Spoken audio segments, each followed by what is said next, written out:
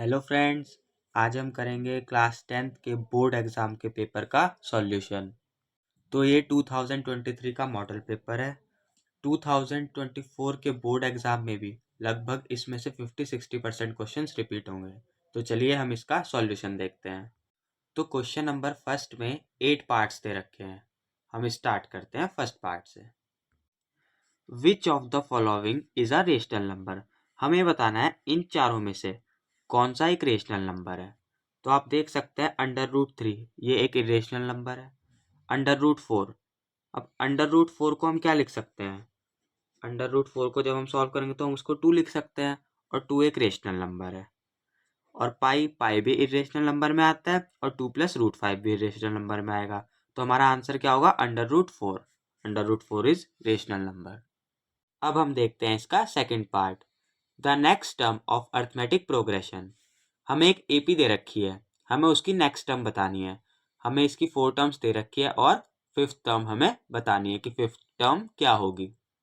तो first term मतलब ए हमें दे रखा है 4 और कॉमन डिफरेंस कितना आ गया? 10 - 4 वो आ गया 6। हमें कौन सी टर्म निकालनी है? Fifth term. तो A5 = A+4D। तो 4 + 4 × 6 आ गया 4 + 24 मतलब 28। तो ऑप्शन बी इज करेक्ट। अब हम देखते हैं इसका third part, if zero of polynomial 2x² + x + k is 3 then value of k will be. हमें ये एक पॉलिनोमियल दे रखा है और इसका जीरो ऑफ पॉलिनोमियल मतलब इस पॉलिनोमियल का जीरो कितना दे रखा है? 3। और हमें k की वैल्यू निकालनी है, मतलब x हमें 3 दे रखा है तो हमें k की वैल्यू फाइंड करनी है। तो हम लिख लेते हैं x = 3 और हमें पॉलिनोमियल दे रखा है 2x² + x + k = 0। x पे हम 3 को पुट कर देंगे तो आ जाएगा 2 × 3 का स्क्वायर + 3 + k = 0। ये आ गया 2 × 9 + 3 + k = 0। तो यहाँ से k की वैल्यू कितनी आ गई? -21, मतलब ऑप्शन डी इज करेक्ट। अब हम देखते हैं इसका fourth part, roots of quadratic equation x² - 9 will be. हमें ये क्वाड्रेटिक इक्वेशन दे रखी है, हमें इसके रूट्स फाइंड करने हैं। तो ये आ गया x² - 9 = 0। तो x² आ गया 9 और यहाँ से x की वैल्यू कितनी आ गई? ±√9 मतलब x आ गया ±3। तो x के रूट्स कौन कौन से हो गए? एक 3 और एक -3। तो ऑप्शन ए इज करेक्ट। अब हम देखते हैं इसका fifth part, if sin a = 3/4 then the value of tan a will be. हमें sin a की वैल्यू दे रखी है 3/4 और हमें tan a की वैल्यू बतानी है। तो हम लिख लेते हैं sin a दे रखा है हमें 3/4 और tan a की वैल्यू हमें निकालनी है। तो साइन थीटा का फॉर्मूला क्या होता है? Height upon hypotenuse. तो हाइट कितनी आ गई? 4 और हाइपोटेन्यूस आ गई 4। अब हम पाइथागोरस थ्योरम से बेस निकाल लेंगे। तो जब हम पाइथागोरस थ्योरम से बेस निकालेंगे तो बेस कितना आएगा? √7। ये मैं छोटी छोटी चीज़ें करके नहीं दिखा रहा हूँ, ये आपको आता होगा, आप निकाल लेना, चाहे तो आप चेक भी कर लेना। बेस √7 आ जाएगा। और टेन थीटा का फॉर्मूला कितना होता है? Height upon base. तो हाइट कितनी दे रखी है? 3। तो 3/बेस, बेस कितना दे रखा है? √7। तो आ गया 3/√7। तो ऑप्शन सी इज करेक्ट। अब हम देखते हैं इसका sixth part, the distance of point 6, -4 from x axis will be. हमें ये पॉइंट दे रखा है 6, -4। हमें इसकी डिस्टेंस बतानी है x एक्सिस से। तो पॉइंट्स दे रखे हैं 6, -4। अब x एक्सिस पे इन पॉइंट्स की जो डिस्टेंस होगी वो कितनी होगी? 6, 0, क्योंकि x एक्सिस पे जो y की डिस्टेंस होगी वो कितनी होगी? 0 होगी। तो अब हम डिस्टेंस फॉर्मूला लगा देंगे यूजिंग डिस्टेंस फॉर्मूला। तो डिस्टेंस फॉर्मूला क्या कहता है? x2 माइनस x1 का whole square plus y2 minus y1 का होल स्क्वायर। तो ये आ गया अंडर रूट में 6 माइनस 6 का स्क्वायर प्लस 0 माइनस 4 का स्क्वायर। तो 0 का स्क्वायर 0 हो जाएगा और यहाँ क्या बचेगा अंडर रूट में 16, क्योंकि 0 माइनस 4 और माइनस 4 का स्क्वायर कितना होगा 16। तो आ गया 4, मतलब ऑप्शन डी इज करेक्ट। अब हम देखेंगे इसका 7th part. Which of the following can not be the probability of an event. इन चारों में से कौन सी इवेंट की प्रोबेबिलिटी नहीं हो सकती। तो 2/3 ये तो हो सकती है, -1.5 ये नहीं हो सकती, क्योंकि प्रोबेबिलिटी किसी भी इवेंट की जो प्रोबेबिलिटी होती है वो नेगेटिव नहीं हो सकती। 15% ये भी प्रोबेबिलिटी हो सकती है और 0.7 भी हो सकती है। तो -1.5 is not be the probability of an event. Option B is correct. हम देखते हैं question number 8। From a point Q the length of tangent to a circle is 24 centimeter. एक सर्कल है, उसके बाहर एक पॉइंट हमें Q दे रखा है, उससे एक टेंजेंट जा रही है, उसकी लेंथ कितनी दे रखी है 24 सेंटीमीटर। हम उस टेंजेंट पे जो सर्कल पे वो पॉइंट जिस पे टच कर रही है हम उसको मान लेंगे P। Let P be the point on circle and the distance of Q from the center is 25 centimeter. और उसी पॉइंट Q की जो डिस्टेंस है सेंटर तक, हमने सेंटर को O मान रखा है, वो कितनी दे रखी है 25 सेंटीमीटर। और हमें इस सर्कल का रेडियस बताना है, मतलब OP की वैल्यू हमें बतानी है। अब यहाँ पे भी 90 डिग्री एंगल बन रहा है, तो हम पाइथागोरस थ्योरम से इस OP की वैल्यू निकाल लेंगे। तो बाय पाइथागोरस थ्योरम,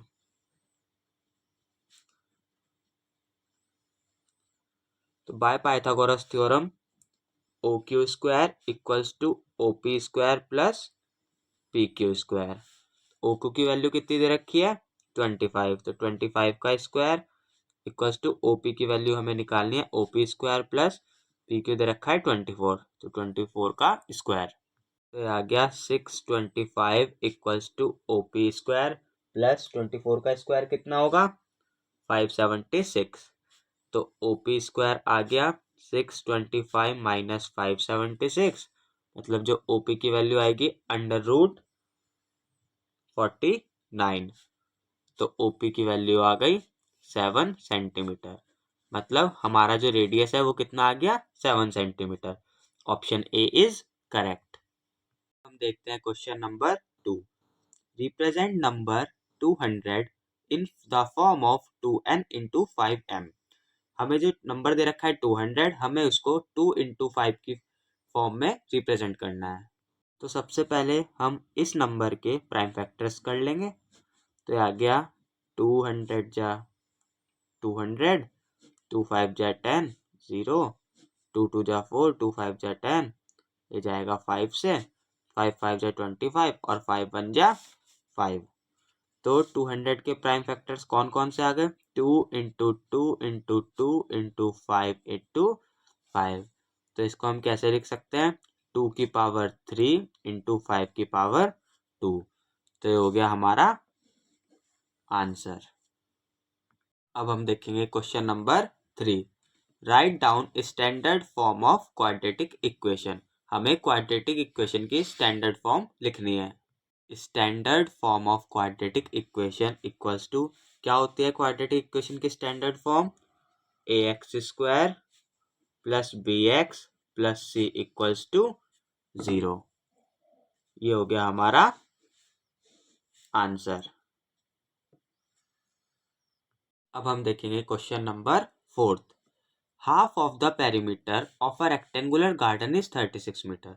एक रेक्टेंगुलर गार्डन है, उसके पेरीमीटर का हाफ हमें कितना दे रखा है 36 meter. If length of the garden is 4 metre more than its width, मतलब जो भी उस रेक्टेंगुलर गार्डन की लेंथ है वो ब्रेथ से 4 मीटर ज़्यादा है। Find the dimensions of garden. हमें उस गार्डन की डायमेंशंस फाइंड करनी है, लेंथ और ब्रेथ फाइंड करनी है। Let L be the length and B be the breath of rectangular garden. हमने रेक्टेंगुलर गार्डन की लेंथ को L मान लिया और ब्रेथ को B मान लिया। तो पेरीमीटर ऑफ रेक्टेंगुलर गार्डन का पेरीमीटर कितना होगा 2 इंटू एल प्लस बी। अब हमें हाफ ऑफ पेरीमीटर गिवन है कितना 36 मीटर। तो हाफ ऑफ पेरीमीटर कितना होगा हाफ ऑफ पेरीमीटर। तो हाफ मतलब हम इसको 2 से डिवाइड कर देंगे तो 2 into L plus B upon 2। तो ये आ गया एल प्लस बी और ये हमें कितना दे रखा है 36 मीटर। मतलब L plus B equals to 36 metre. इसे हम मान लेंगे इक्वेशन फर्स्ट। हमें एक चीज और दे रखी है क्वेश्चन में, length of garden is 4 metre more than its width. मतलब जो गार्डन की लेंथ है वो कितनी दे रखी है हमें 4 मीटर ज़्यादा दे रखी है उसकी ब्रेथ से। तो लेंथ ऑफ गार्डन कितनी आ जाएगी 4 प्लस बी। इसको हम मान लेंगे इक्वेशन नंबर 2। अब हम इस एल की वैल्यू को इक्वेशन फर्स्ट में पुट कर देंगे तो आ जाएगा 4 प्लस बी इक्वल्स टू 36। हमने इसको इसमें पुट कर दिया तो आ गया 4 प्लस 2b इक्वल्स टू 36। तो 2b आ गया 36 माइनस 4। 2b कितना आ गया 36 में से 4 गए 32 और 2 से कैंसिल हो गया कितना 16 टाइम्स। तो आ गया b इक्वल्स टू 16। तो ब्रेथ कितनी आ गई 16 मीटर। अब हम इसको पुट कर देंगे इसमें फिर किसी भी इक्वेशन में। तो हम इसमें पुट कर लेते हैं। तो इसमें पुट करेंगे तो L कितना आएगा 4 प्लस बी मतलब 4 प्लस 16। तो आ गया 20 मीटर। मतलब लेंथ कितनी आ गई 20 metre.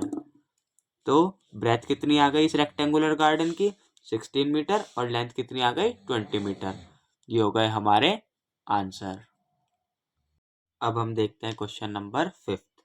Find the distance between the points 0,0 and 36,15। हमें दो पॉइंट्स दे रखे हैं, हमें उनके बीच की डिस्टेंस फाइंड करनी है।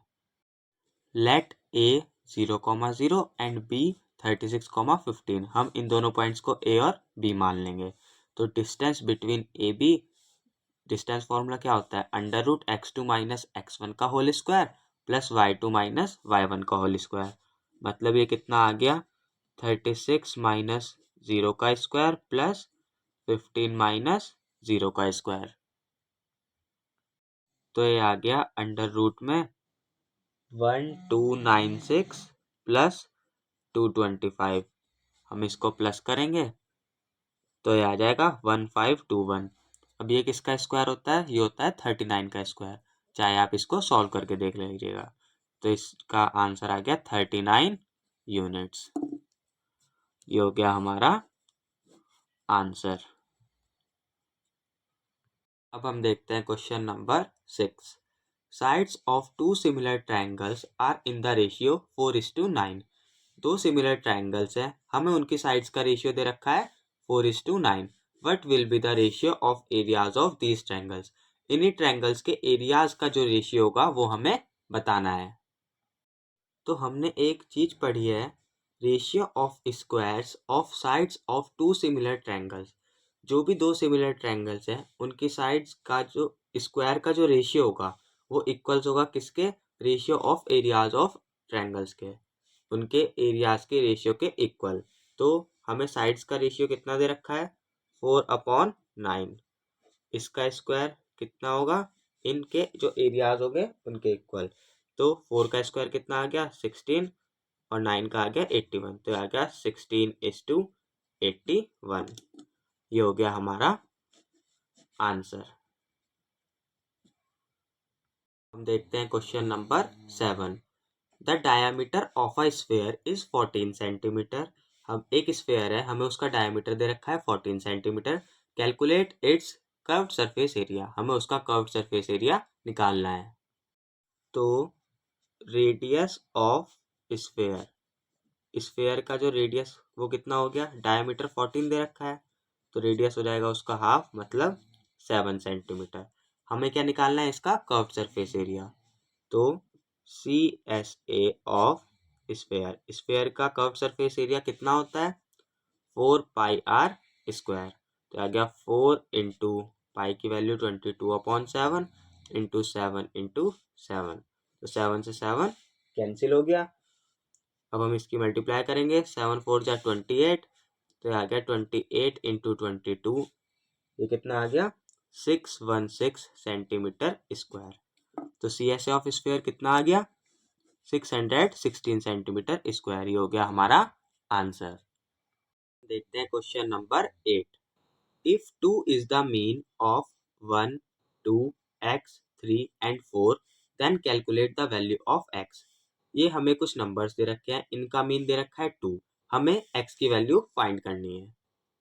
तो मीन का फॉर्मूला क्या होता है, sum of all observations upon total number of observation. जितनी भी ऑब्जर्वेशंस दे रखी है उनका सम अपॉन में वो कितनी दे रखी है उनका टोटल। तो मीन हमें कितना दे रखा है 2, तो मीन की जगह हमने रख दिया 2। सम ऑफ ऑल ऑब्जर्वेशन मतलब 1 + 2 + x + 3 + 4 अपॉन 5, ये कितनी दे रखी है 1 2 3 4 5। इसको हम कर लेते हैं सॉल्व, तो आ गया 5 इंटू 2 क्रॉस मल्टीप्लाई होकर 10, 2 + 1 3 4 5 6 7 8 9 10, 10 + x, तो x की वैल्यू कितनी आ गई 10 - 10, मतलब x की वैल्यू आ गई 0। ये हो गया हमारा आंसर। अब हम करते हैं question number 9। A dice is thrown once. Calculate the probability of getting even number. एक डाइस को एक बार फेंका जाता है, हमें प्रोबेबिलिटी निकालनी है कि इवन नंबर आने के कितने चांसेस कम से कम होंगे। Let E be the event getting even number, हम ई को वो इवेंट मान लेते हैं जिसमें इवन नंबर आने के चांसेस होंगे। तो प्रोबेबिलिटी का फॉर्मूला क्या होता है, number of favourable outcome upon total number of possible outcome. तो प्रोबेबिलिटी क्या होगी, इवन नंबर्स डाइस में कितने होते हैं, एक 2 एक 4 और एक 6, 3 नंबर्स होते हैं इवन, तो 3/6, टोटल नंबर होते हैं 6 और इवन नंबर 3, तो इसको हम कट कर देंगे, 3 1 जा 3 3 2 जा 6, तो प्रोबेबिलिटी कितनी आ गई 1/2। ये हो गया हमारा आंसर। अब हम देखेंगे question number 10। Given that HCF of 306 and 657 equals to 9, हमें इन दोनों नंबर्स का HCF दे रखा है 9, फाइंड LCM, हमें इन्हीं दोनों नंबर्स का LCM निकालना है। जो हमें दे रखा है उसको हम लिख लेते हैं, HCF 306 और 657 इक्वल्स टू 9 और LCM हमें फाइंड करना है। तो हमने एक फॉर्मूला पढ़ा है, HCF इंटू LCM कितना होता है A into B, where A and B are these numbers. जो भी HCF और LCM का मल्टीप्लीकेशन होता है वो इन दोनों नंबर्स के मल्टीप्लीकेशन के इक्वल होता है।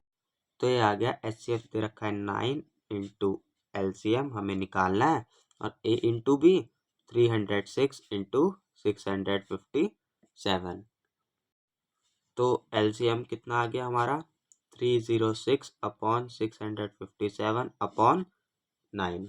अब हम 9 से इसको कट करेंगे तो जाएगा 9 3 जा 27 और 9 4 जा 36, तो LCM कितना आ गया 34 इंटू 657, मतलब 22338। जब हम इनकी मल्टीप्लाई करेंगे तो हमारा LCM आ गया ये।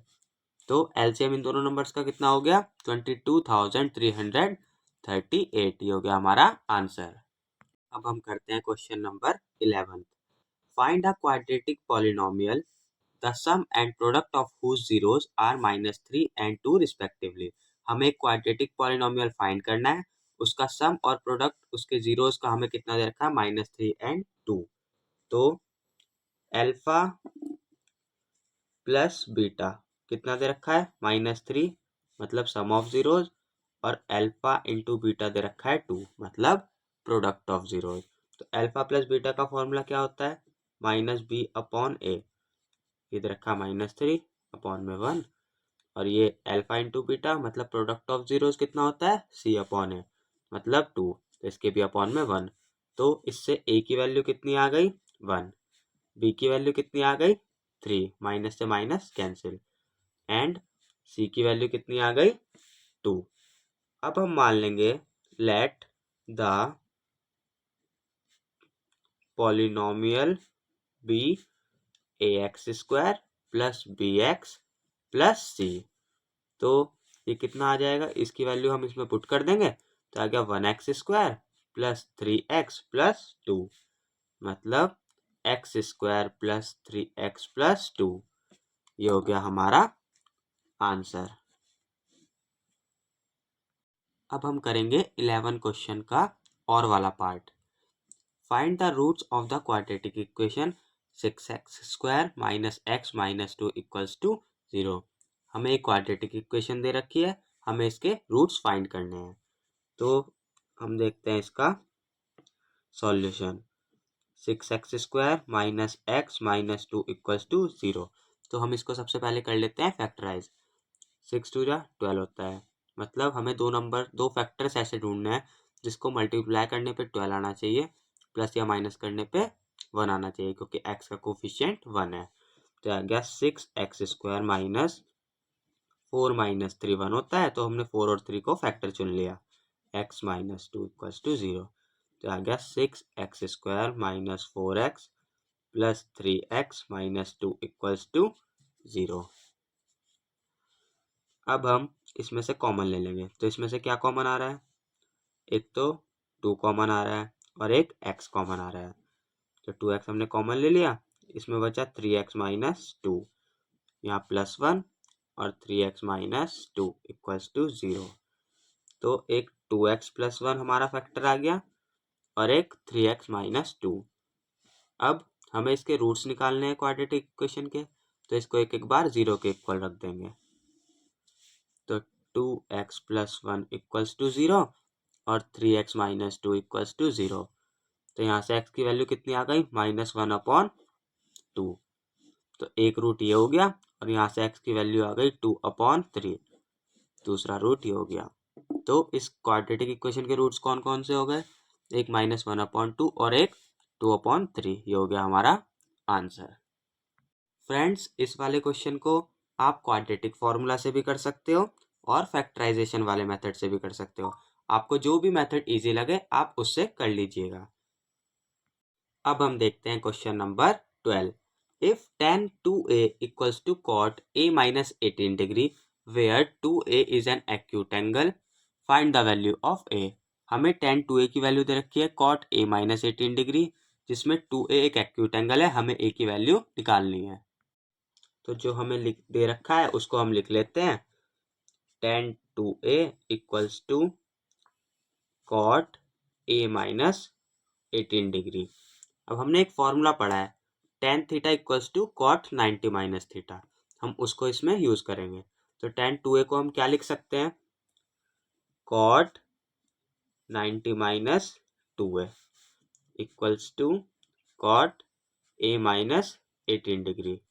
हम ब्रैकेट में भी लिख देंगे as tan theta equals to cot 90 minus theta. तो cot से cot कैंसिल हो जाएगा, तो आ गया 90 degree minus 2a equals to a minus 18 degree. तो 90 डिग्री प्लस 18 डिग्री, ये आ गया a प्लस 2a। तो इसको हम प्लस करेंगे, ये कितना आ जाएगा 8 का ये और 108 डिग्री, तो आ गया 3a। अब हम इसको कर देंगे कैंसिल, तो 3 3 जा 9 और 3 6 जा 18, तो आ गया a कितना आ गया 36 डिग्री। ये हो गया हमारा आंसर। अब हम देखते हैं क्वेश्चन नंबर 12 का और वाला part. Evaluate sin square 63 degree plus sin square 27 degree upon cos square 17 degree plus cos square 73 degree. हमें इसको इवेल्युएट करना है, तो हम इसको लिख लेते हैं sin square 63 degree plus sin square 27 degree upon cos square 17 degree plus cos square 73 degree. अब हम इसको क्या लिख सकते हैं, साइन थीटा को क्या लिख सकते हैं, कॉस 90 माइनस थीटा। लिख सकते हैं, हम इसमें वही वाला फॉर्मूला यूज़ करेंगे। तो सबसे पहले तो हम इसको नॉर्मली सॉल्व करके लिख लेते हैं। साइन 27 को हम क्या लिख सकते हैं, साइन 90 माइनस 63, ये हम लिख सकते हैं। अभी हमने इसमें फॉर्मूला नहीं लगाया, बट हमने इसको 90 माइनस की फॉर्म में, 90 माइनस थीटा की फॉर्म में लिख दिया, upon cos square 17 degree plus cos 90 minus 17 square. अब हम इसमें वो फॉर्मूला पुट करेंगे। साइन 90 माइनस थीटा कितना होता है, कॉस थीटा, और कॉस 90 माइनस थीटा कितना होता है, साइन थीटा। तो ये आ गया sine 63, sine square 63 plus cos square 63 upon cos square 17 plus sine square 17।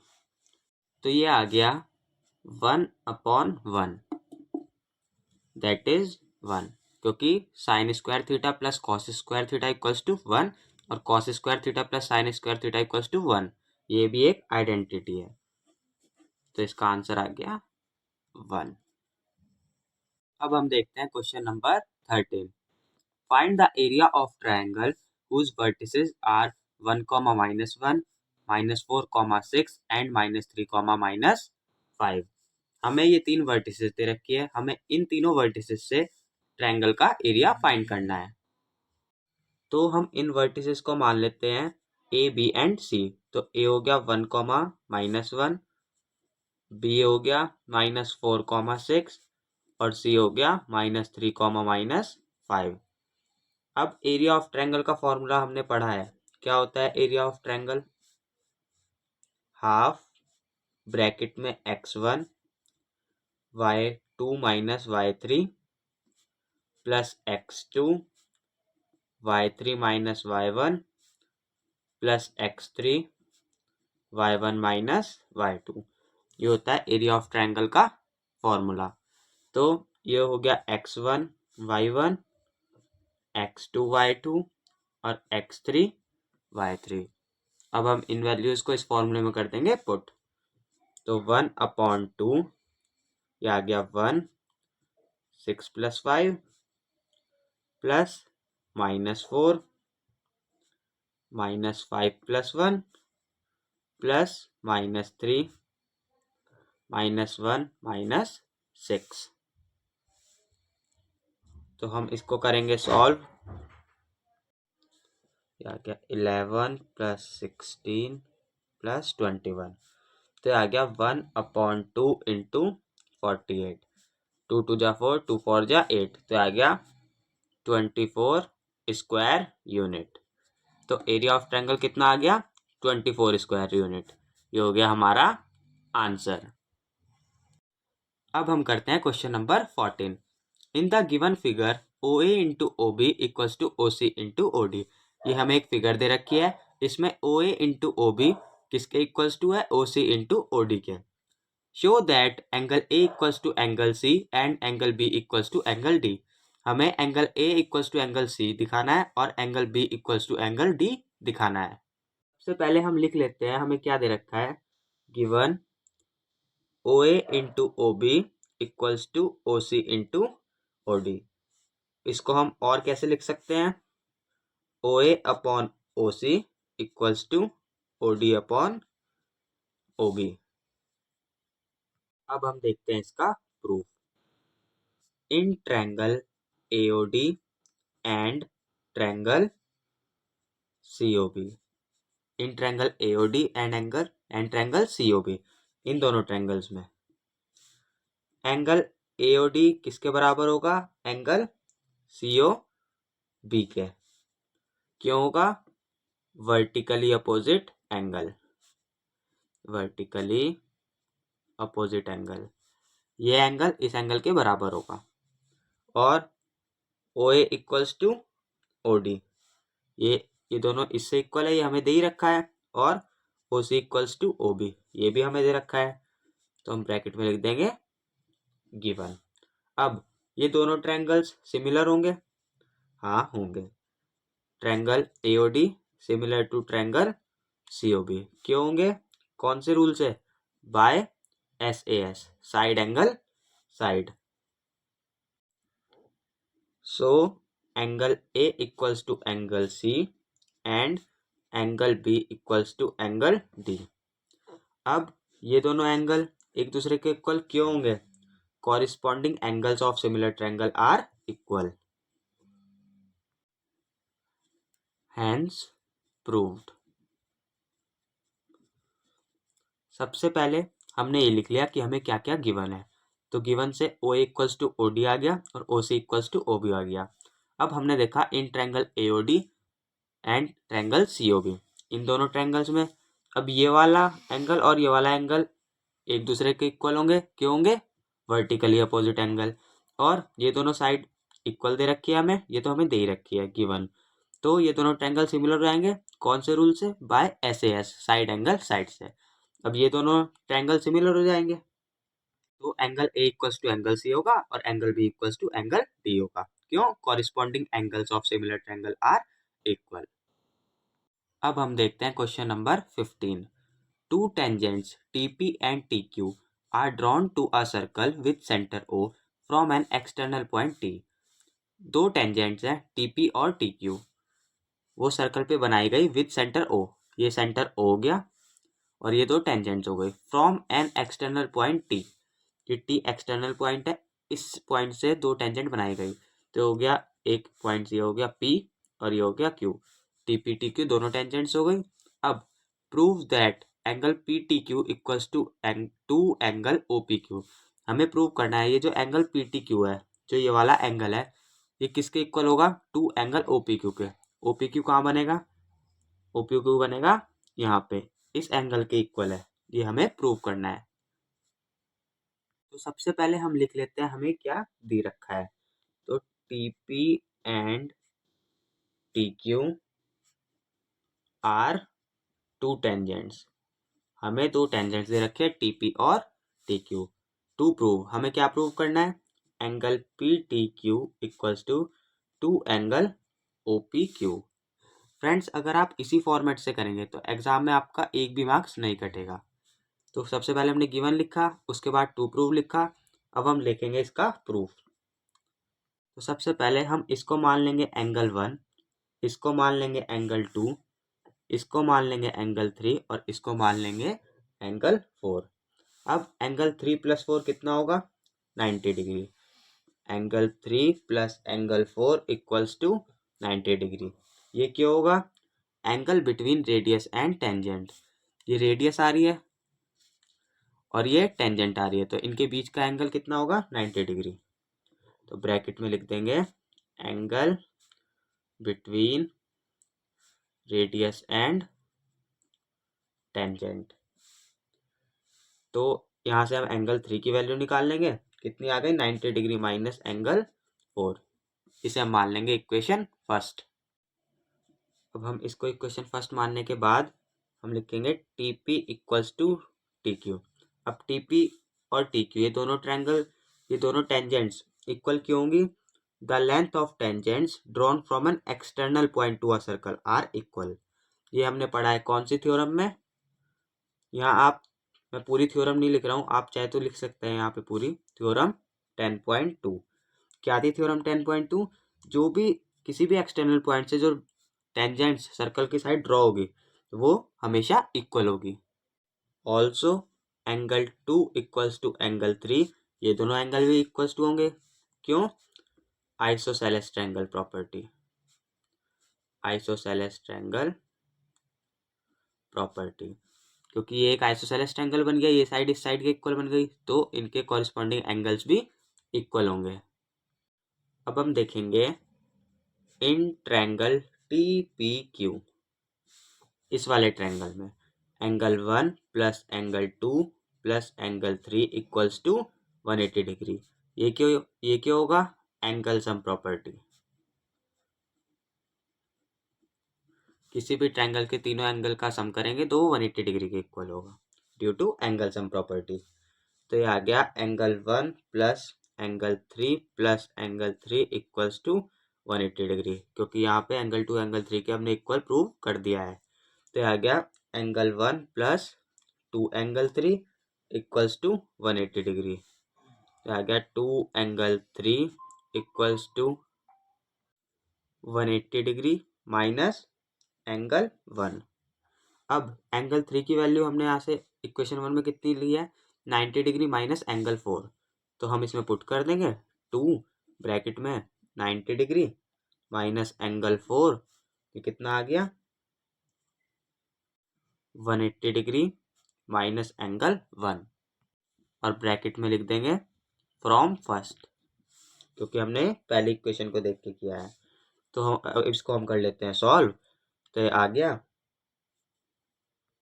180 degree plus 2 angle 4 equals to 180 degree minus angle 1। अब 180 डिग्री से 180 डिग्री हो गया कैंसिल, तो आ गया angle 1 equals to 2 angle 4।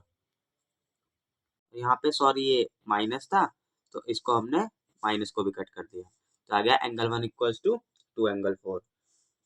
That is, अब एंगल 1 क्या था, एंगल पी टी क्यू, और एंगल 4 क्या था, एंगल ओ पी क्यू। तो ये आ गया angle P T Q equals to 2 angle O P Q, और यही हमको प्रूव करना था। तो हो गया हैंस प्रूव्ड। अब हम देखते हैं question number 16। Savita and Hamida are two friends, what is the probability that both will have the same birthday excluding leap year? Savita और हमीदा दो फ्रेंड्स हैं, उन दोनों की सेम बर्थडे आने की प्रोबेबिलिटी कितनी होगी एक्सक्लूडिंग लीप ईयर, उसमें हमें लीप ईयर को काउंट नहीं करना है, और ये बताना है कि उन दोनों का जो सेम बर्थडे होगा वो आने की प्रोबेबिलिटी कितनी हो सकती है। Let E be the event getting Savita and Hamida same birthday. तो प्रोबेबिलिटी का फॉर्मूला क्या था, number of favourable outcome upon total number of possible outcome. अब उनके सेम बर्थडे आने की प्रोबेबिलिटी क्या होगी, प्रोबेबिलिटी गेटिंग सेम बर्थडे। अब इस बात को आप ध्यान से सुनिएगा, एक साल में 365 डेज होते हैं, और उसमें से उनका सेम बर्थडे ना आने की प्रोबेबिलिटी कितनी होगी, 364 डेज।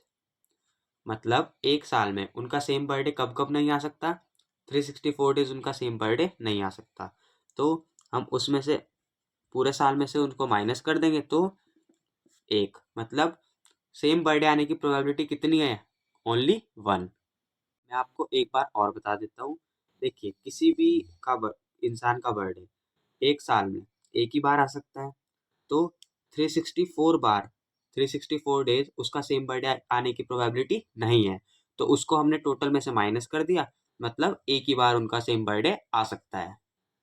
तो प्रोबेबिलिटी कितनी आ जाएगी, number of favourable outcome upon total number of possible outcome, 1/365। ये हो गया हमारा आंसर। अब हम देखते हैं question number 17। Ritu can row down stream 20 kilometre in 2 hours and up stream 4 kilometre in 2 hours. Ritu down stream में, मतलब पानी के साथ नाव चलाने में 20 किलोमीटर कवर कर लेती है 2 घंटे में, और पानी के अपोजिट डायरेक्शन में नाव चलाने में 4 किलोमीटर कवर करती है 2 घंटे में। Find her speed of rowing in still water and speed of current.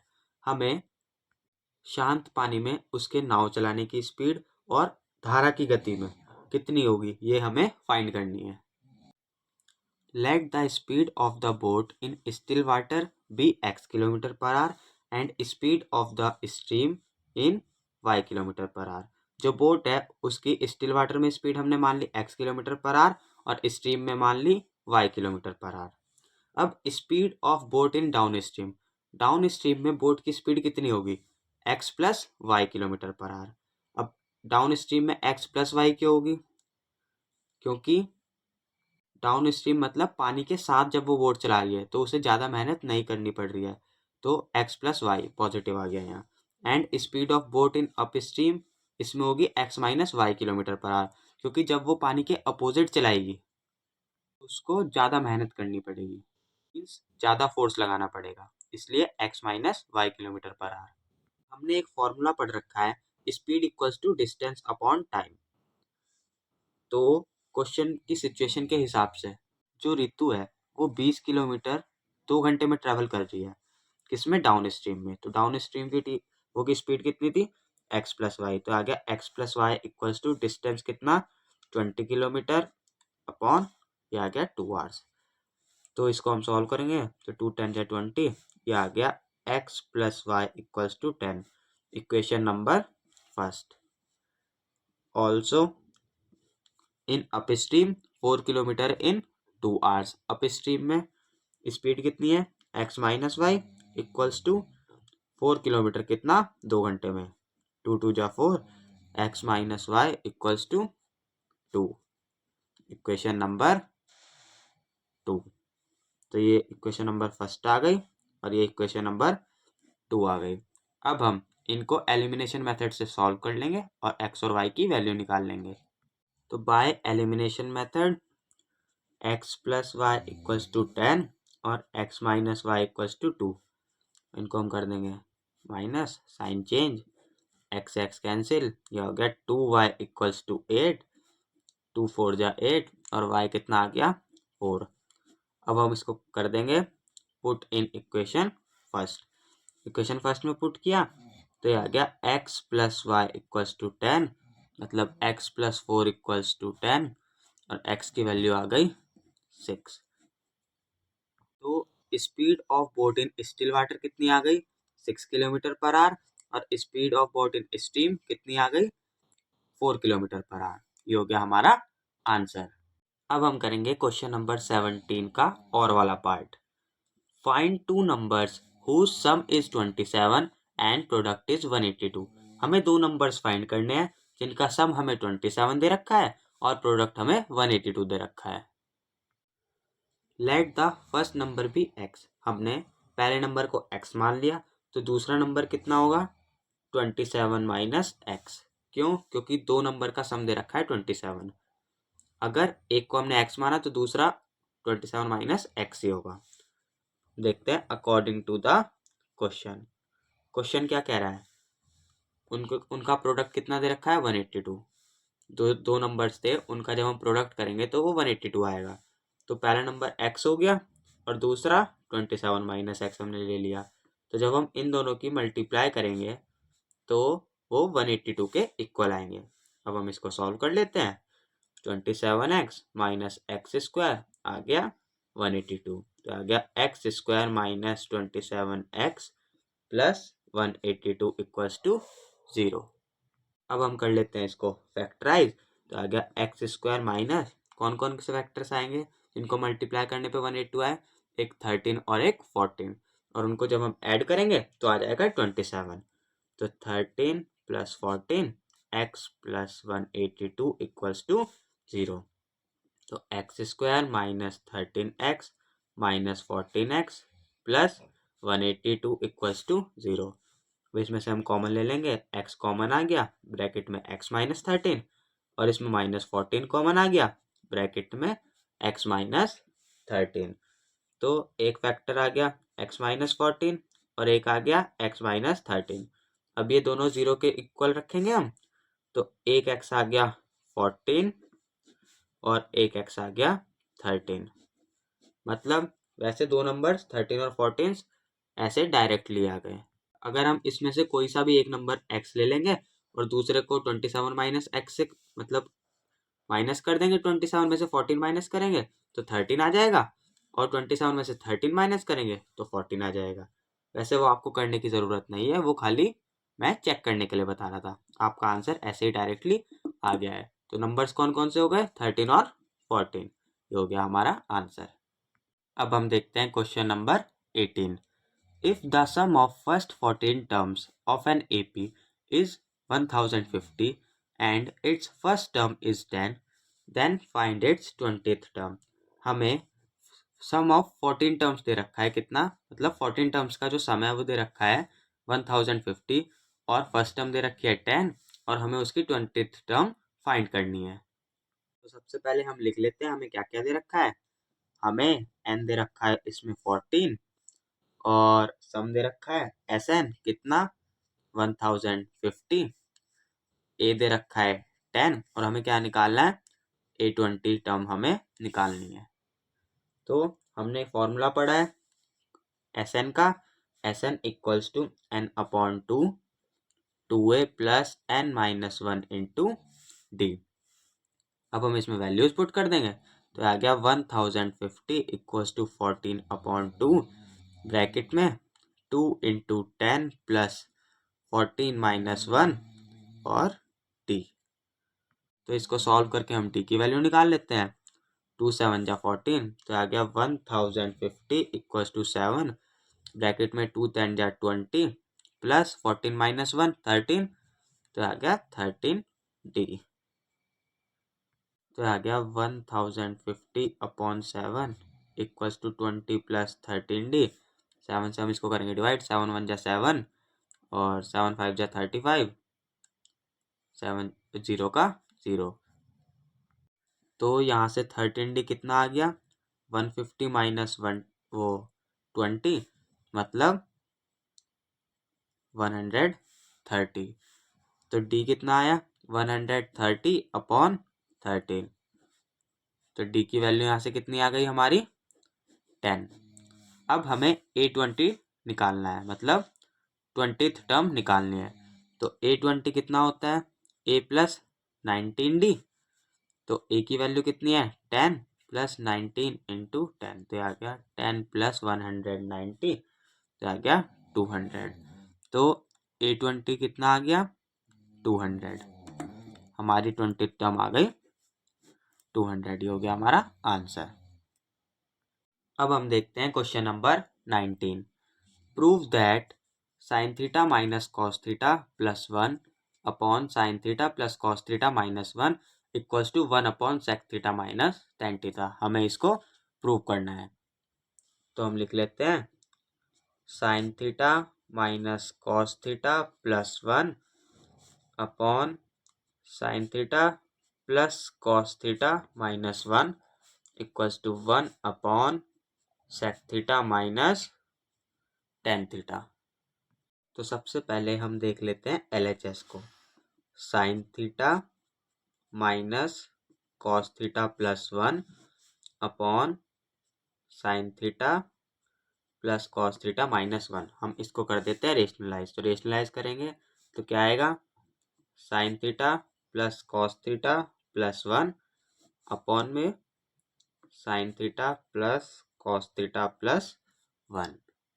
अब इसको हम लिख सकते हैं sine theta plus 1 minus cos theta और अपॉन में sine theta plus cos theta minus 1 into sine theta plus cos theta plus 1 upon sine theta plus cos theta plus 1।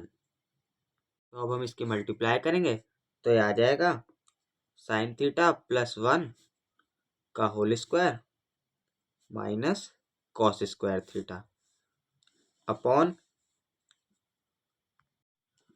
Sign theta plus cos theta का square, इसकी हमने multiply करी minus 1 का square. इसमें हम a plus B का whole square वाली identity लगा देंगे तो आ जाएगा sign square theta plus 1 plus 2 sine theta minus cos square theta upon इसमें भी हम a प्लस बी का होल स्क्वायर वाली आइडेंटिटी लगा देंगे तो sign square theta plus cos square theta plus 2 sine theta cos theta minus 1। Therefore हमने एक फॉर्मूला और पढ़ा है sign square theta plus cos square theta equals to 1। So हम इसकी जगह लिख सकते हैं साइन स्क्वायर थीटा की जगह 1 minus cos square theta plus 1 plus 2 sine theta minus cos square theta upon अब sine square plus theta plus cos square theta हमने इसकी जगह लिख दिया 1 plus 2 sine theta cos theta minus 1। तो ये आ गया 2 1 plus 1 2 minus 2 cos square theta minus cos square theta minus cos square theta हो गया minus 2 cos square theta plus 2 sine theta upon 1 से 1 हो गया कैंसिल, यहाँ बचा 2 साइन थीटा कॉस थीटा।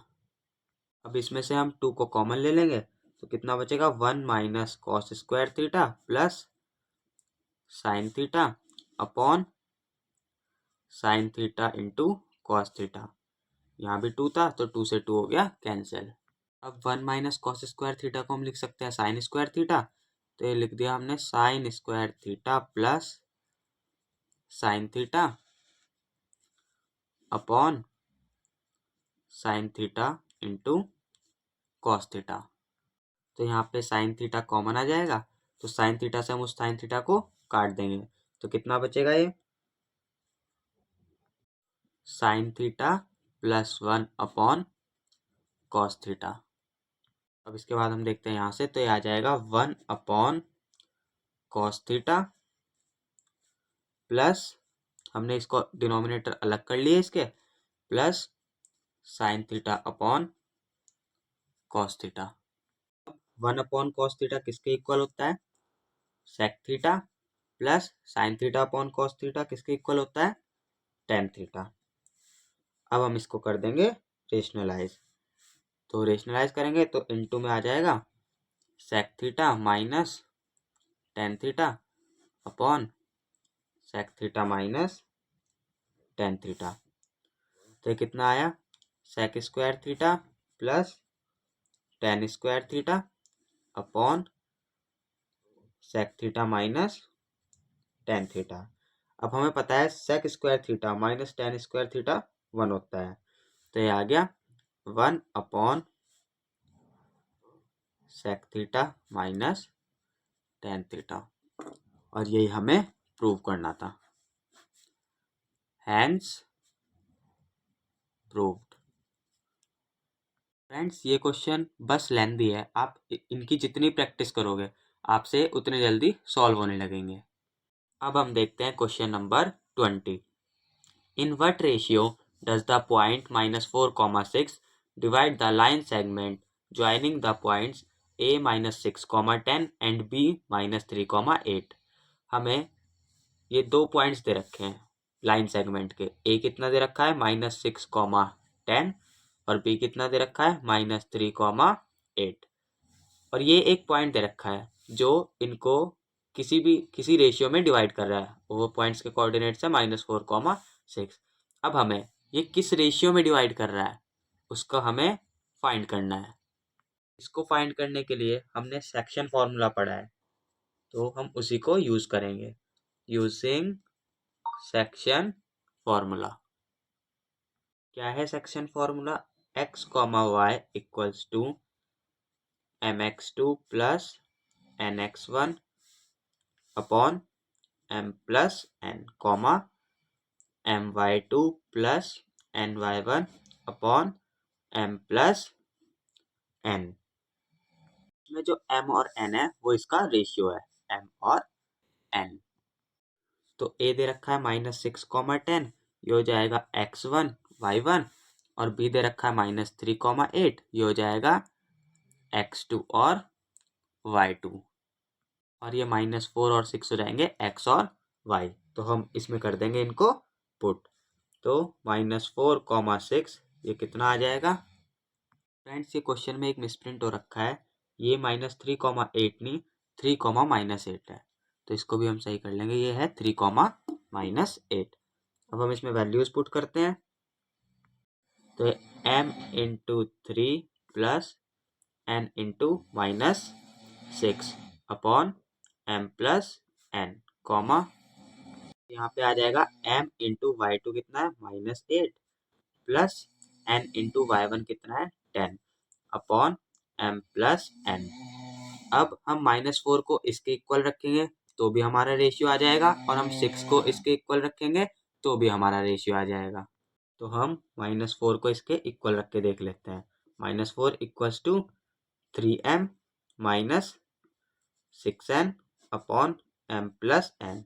इसकी कर देते हैं हम cross multiply, -4m -4n equals to 3m -6n। तो आ गया -4m -3m equals to 6n + 4n। तो हो गया -4 5 6 7 7m equals to 10n। Sorry, यहाँ पे ना -6n था, तो -6n + 4n करेंगे तो ये आएगा 2n। किसका? माइनस का। माइनस से माइनस कैंसिल, तो m/n कितना आ गया? 2/7। तो हमारा रेशियो कितना आया? m/n equals to 2:7। ये हो गया हमारा आंसर। अब हम करते हैं क्वेश्चन नंबर 20 का और वाला part. If the points a 6,1, b 8,2, c 9,4 and d p,3 are the vertices of parallelogram taken in order, find the value of p। एक पैरेललोग्राम है ABCD, उसके हमें ये पॉइंट्स दे रखे हैं। अगर हम उनको एक ही ऑर्डर में रखते हैं तो हमें p की वैल्यू फाइंड करनी है। गिवन पॉइंट्स सबसे पहले हम लिख लेते हैं जो जो पॉइंट्स हमें दे रखे हैं। ए दे रखा है 6,1, बी दे रखा है 8,2, सी दे रखा है 9,4 एंड डी दे रखा है p,3। तो जैसा कि हम जानते हैं, जो पैरेललोग्राम्स के डायगोनल्स होते हैं वो एक दूसरे को बाइसेक्ट करते हैं, और जो उनके मिड पॉइंट्स के कोऑर्डिनेट्स होते हैं वो एक दूसरे के इक्वल होते हैं। जैसे कि midpoint coordinates of AC equals to होंगे midpoint coordinates of BC। मतलब जो AC के जो मिड पॉइंट के कोऑर्डिनेट्स हैं वो BD के मिड पॉइंट के कोऑर्डिनेट्स के इक्वल होंगे। Midpoints of AC equals to midpoints of BC, मतलब x1 + x2/2, y1 + y2/2। ये किसके इक्वल होंगे? वही formula x1 + x2/2, y1 + y2/2। Point formula है। अब इसमें हम वैल्यूज पुट कर देते हैं। तो आ गया 6 + 9/2, y1 कितना है? 1 और 4, 1 + 4/2 इक्वल्स टू, अब BD में 8 + p/2, y1 + y2 2 और 3, तो 2 + 3/2। तो इसको सॉल्व करते हैं, आया 15/2, 5/2 इक्वल्स टू 8 + p/2, 5/2। तो 5/2 से 5/2 कैंसिल, तो आ गया 15/2 इक्वल्स टू 8 + p/2। 2 से 2 भी कैंसिल हो गया, तो ये आ गया p कितना आ गया हमारा? 15 - 8, मतलब p आ गया हमारा 7। बस p की वैल्यू हमें निकालनी थी, तो ये हो गया हमारा आंसर। अब हम देखते हैं question number 21। The cost of fencing a circular field at the rate of ₹24 पर मीटर इज ₹5280। मतलब एक सर्कुलर फील्ड है, उस पर जो कॉस्ट ऑफ फेंसिंग है वो ₹24 है पर मीटर की, और उस फील्ड की कितनी है? ₹5280। मतलब ₹24 तो पर मीटर की है, पर उस पूरे फील्ड की जो टोटल कॉस्ट है वो है 5280 हमें दे रखी है। The field is to be plugged at the rate of 0.50 per metre square, find the cost of plugging the field. जो फील्ड है उसको जोता गया, मतलब प्लग किया गया ₹0.50 पर मीटर स्क्वायर के हिसाब से। तो find the cost of plugging the field, हमें उस फील्ड को जोतने की कॉस्ट बतानी है। सबसे पहले हम उस सर्कुलर फील्ड की लेंथ निकालेंगे। लेंथ निकालने के लिए हमें टोटल कॉस्ट भी दे रखी है और रेट भी दे रखा है। तो टोटल कॉस्ट कितनी है? 5280, और रेट कितना दे रखा है? 24। तो ये आ जाएगा 220 मीटर। मतलब जो सर्कुलर फील्ड की लेंथ आ गई वो कितनी आ गई? 220 मीटर। अब सर्कमफ्रेंस ऑफ सर्कल कितना होता है? 2πr। इससे हम r की वैल्यू निकाल लेंगे, क्योंकि जो सर्कुलर फील्ड की लेंथ होगी, जो हमारी लेंथ आई है 220 मीटर, यही उसका सरकमफ्रेंस होगी। तो सरकमफ्रेंस आ गया 220 इक्वल्स टू 2 इंटू पाई की वैल्यू यहाँ 22/7 दे रखी है इंटू आर। तो यहाँ से कैंसिल हो गया 10 टाइम्स, तो आर आ गया 70/2, मतलब आर कितना आ गया 35 मीटर। हम निकालेंगे इस सर्कुलर फील्ड का एरिया, क्योंकि जो कॉस्ट ऑफ प्लगिंग होगी वो उस फील्ड के एरिया पे ही लगेगी। तो एरिया ऑफ सर्कुलर फील्ड, जो सर्कुलर फील्ड का एरिया वो कितना होगा, पाई आर स्क्वायर 22/7 इंटू 35 इंटू 35, 7 5 जा 35। हम इसको सॉल्व नहीं करते, हम इसको ऐसे ही रहने देते हैं, ताकि हमें कैलकुलेशन इजी तरीके से हमारी हो जाए, मीटर स्क्वायर। अब cost of plugging field 1 metre square. 1 metre square को प्लग करने की जो कॉस्ट दे रखी है हमें, वो कितनी दे रखी है, 0.50 रुपीज़। तो total cost of plugging the field कितनी आएगी, 0.50 इंटू एरिया, उस फील्ड का जितना एरिया था, तो 22 इंटू 35 इंटू 5। अब हम इसको सॉल्व करते हैं, तो कितना आएगा 1925 रुपीज़। मैंने पहले से सॉल्व कर रखा था, आप चाहो तो इसे करके देख लेना, आंसर यही आएगा। ये हो गया हमारा आंसर। अब हम देखते हैं question number 22। 2 water taps together can fill a tank in 9 3/8 hours।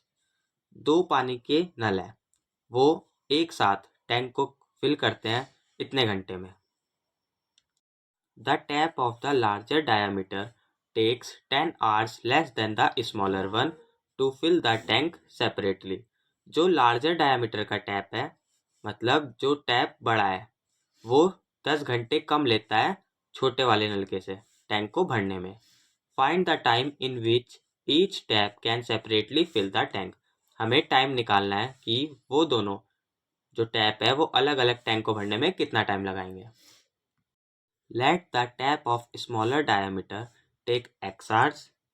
जो स्मॉलर डायमीटर का टैप है उसको हमने मान लिया कि वो टैंक को भरने में एक्स घंटे लगाता है।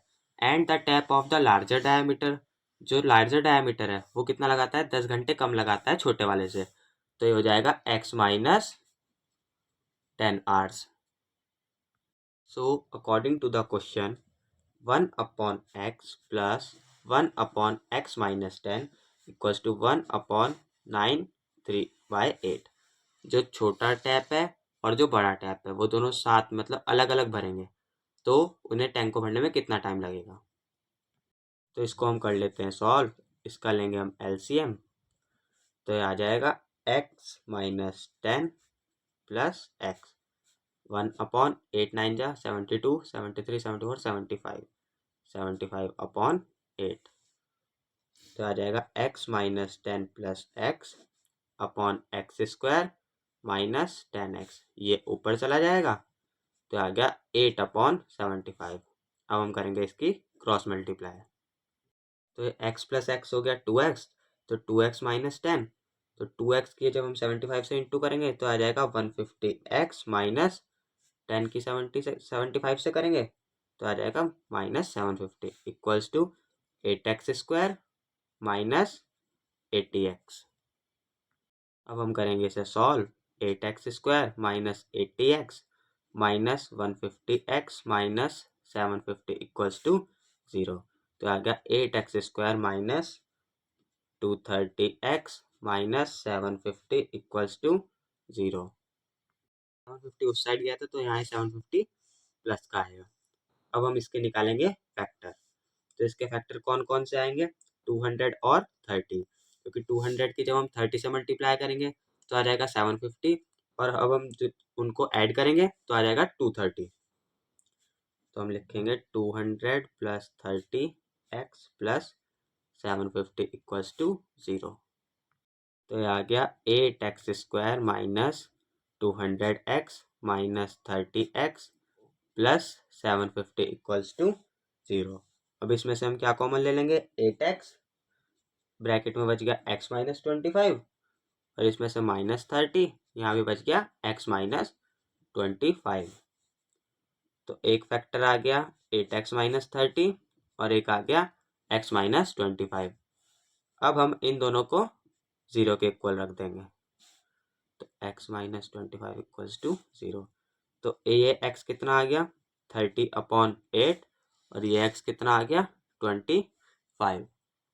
इसमें हम x को 30/8 एज्यूम नहीं कर सकते, क्यों? अगर हम इसको सॉल्व करते हैं तो आता है 3.75। अगर स्मॉल डायामीटर जिस वाला टैप जो है वो 3.75 आवर्स में टैंक को फिल करेगा, तो ये तो लार्जर वाला तो माइनस में चला जाएगा, और टाइम हम कभी भी माइनस में नहीं लेते, इसलिए हम x को लेंगे 25। स्मॉलर डायामीटर वाला जो टैप है वो कितने घंटे में टैंक को फिल करेगा 25 आवर्स में, और जो लार्जर डायामीटर वाला टैंक है वो कितने में करेगा x माइनस 10, मतलब 25 माइनस 10 आ गया 15 आवर्स। तो लार्जर डायामीटर वाला 15 आवर्स में और स्मॉलर डायामीटर वाला 25 आवर्स में। ये हो गया हमारा आंसर। देखते हैं question number 23। The shadow of a tower standing on ground level is found to be 40 meter longer when sun's altitude is 30 degree than when it is 60 degree। एक tower है, वो खड़ा है, उसकी उस पे जो ग्राउंड लेवल पे जो उसकी शेडो आ रही है, जब सन का एल्टीट्यूड 30 डिग्री था तो वो 40 मीटर बड़ी आई बजाय 60 डिग्री के। Find the height of tower, तो हमें टावर की हाइट फाइंड करनी है। इन ट्रायंगल ABC, ट्रायंगल ABC में जो tan 60 डिग्री होगा वो कितना होगा AB अपॉन BC, क्योंकि tan थीटा कितना होता है हाइट अपॉन बेस। तो ये आ गया tan 60 की वैल्यू √3 AB अपॉन BC। तो AB की वैल्यू कितनी आ गई √3 BC। इसे हम मान लेंगे equation first. In triangle ABD, इस पूरे ट्रायंगल में, तो इसमें जो tan 30 डिग्री होगा वो भी कितना होगा, वो होगा AB अपॉन BD, और जो tan 30 की वैल्यू होती है वो होती है 1 अपॉन √3। तो ये हो गया AB अपॉन BD। BD कितना है BC प्लस CD, मतलब BC प्लस 40। तो ये आ गया 1 अपॉन √3 इक्वल्स टू आ गया √3 BC अपॉन BC प्लस 40, क्योंकि AB की वैल्यू कितनी थी √3 BC। इक्वेशन फर्स्ट से हमने देख लिया। तो अब हम कर देंगे इसकी क्रॉस मल्टीप्लाई।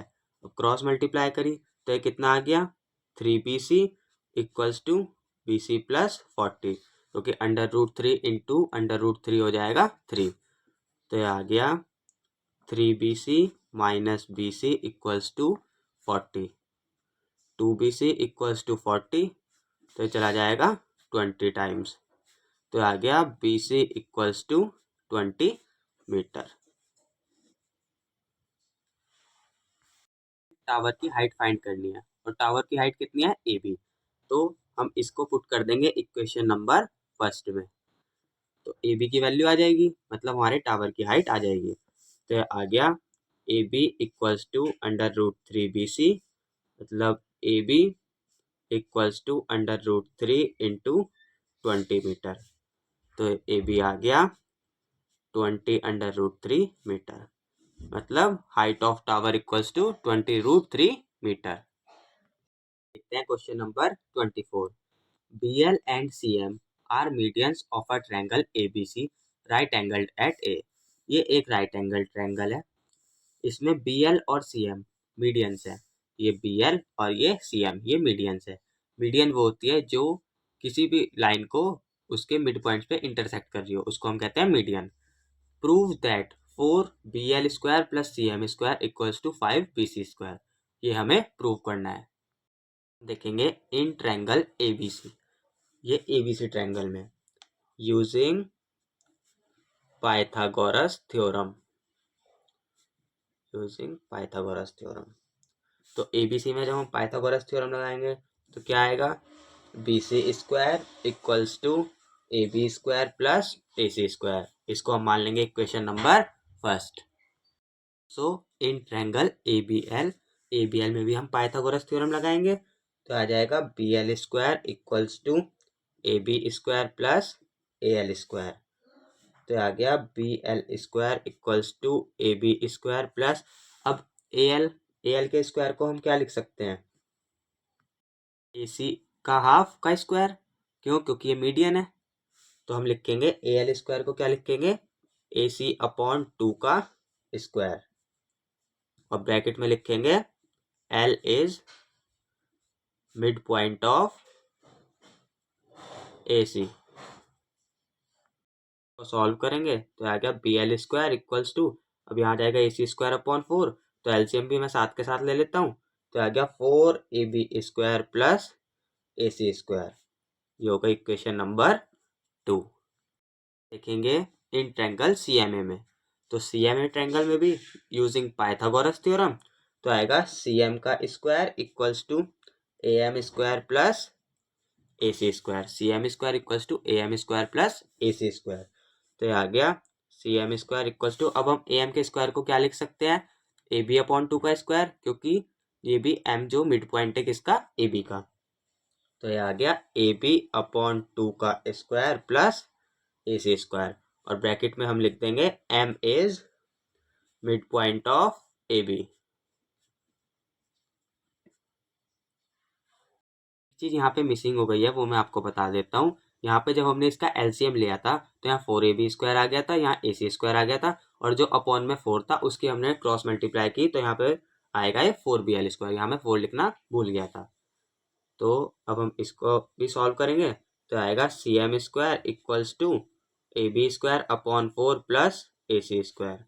तो इसको सॉल्व करेंगे, पूरा एलसीएम वगैरह लेंगे तो कितना आ जाएगा, 4cm square equals to A B square plus 4ac square. इसको हम मान लेंगे इक्वेशन नंबर थर्ड। अब हम इक्वेशन नंबर सेकंड और इक्वेशन नंबर थर्ड को कर देंगे ऐड। आ जाएगा 4bl square plus 4cm square equals to 4ab square plus A B square plus A C square plus 4ac square. तो इसमें से हम 4 को ले लेंगे कॉमन, ये आ गया bl square plus cm square equals to 4 plus 1 5ab square plus 4ac plus 1ac 5ac square. हम उतार देंगे इसको as it is 4bl square plus cm square, इसमें से हम 5 को कॉमन ले लेंगे, तो आ गया ab square plus ac square. अब हमने इक्वेशन नंबर फर्स्ट में ही प्रूव किया था कि ab square plus ac square किसके इक्वल है, bc स्क्वायर के। तो आ जाएगा 4bl square plus cm square equals to 5bc square. इस क्वेश्चन में प्रूव करना था, हैंस प्रूव्ड। हम देखते हैं क्वेश्चन नंबर 5। तो फ्रेंड्स क्वेश्चन नंबर 5 में हमें एक सर्कल के अंदर कंस्ट्रक्शन करनी है। उसको मैं आपको ऐसे ही दिखा देता हूँ और स्टेप समझाते देता हूँ, आप खुद ड्रॉ कर लीजिएगा। स्टेप्स ऑफ कंस्ट्रक्शन देख लेते हैं। Draw concentric circles of radius 4 centimetre and 6 centimetre. हमें दो सर्कल ड्रॉ करने हैं, एक 4 सेंटीमीटर के रेडियस से और एक 6 सेंटीमीटर के रेडियस से। Draw perpendicular bisector of OP, फिर हमें ओपी पे परपेंडिकुलर बाइसेक्टर बनाना है कंपास रख के। फिर take O as a centre, फिर हमें ओ को सेंटर ले लेना है। Join P A and P B, फिर हमें पी ए और पी बी को ज्वाइन कर देना है। See that P A and P B are tangent, फिर हम देखेंगे ये जो पी ए और पी बी है ये टेंजेंट्स है। बस इसमें इतना सा ही काम था। देखते हैं question number 26। A solid is in the shape of a cone standing on a hemisphere.